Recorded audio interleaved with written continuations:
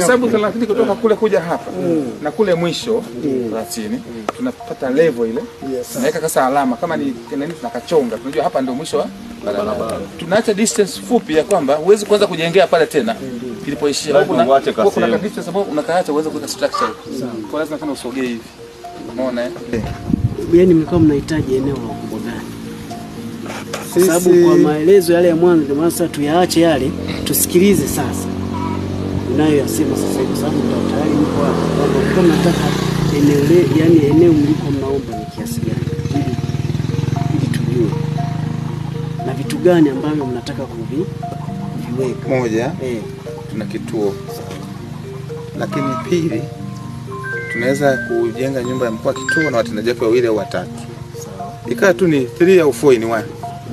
Lakini pia mwekezaji anataka tuwekee na zahanati ndogo hapo kwa eneo jirani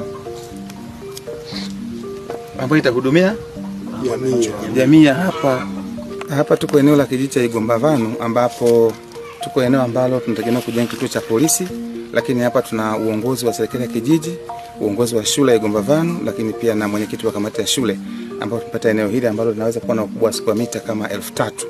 Hapa pia kituo hiki kitakuwa kinafanya kazi kusupport eneo la kata hii, ambapo pia kutakuwa na mwekezaji ambaye anajenga uwekezaji katika upande wa uchimbaji wa dhahabu, na nyuma yetu kule kutakuwa na mtambo mkubwa kwa ajili ya kufanya hiyo process za dhahabu. Kwa hiyo ina maana eneo hili litakuwa strategic kwa sababu kisha kama miundombinu yote ya uwekezaji inalindwa, lakini pia huduma kwa wananchi inaendelea.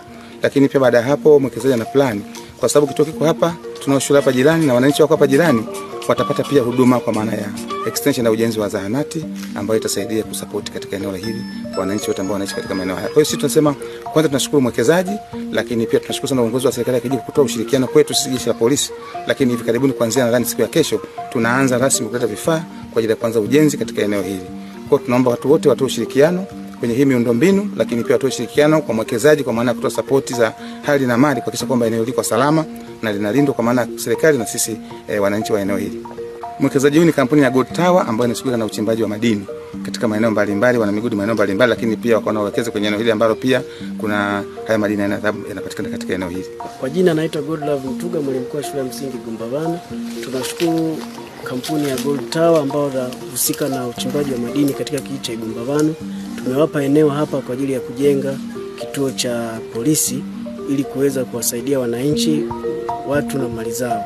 Kwa hiyo tunawashukuru sana, tunaahidi kuwapa ushirikiano mkubwa katika kuhakikisha kwamba rasilimali zote ambazo zitawekwa ndani ya kijiji hiki tunakwenda kuzilinda na kushirikiana naye.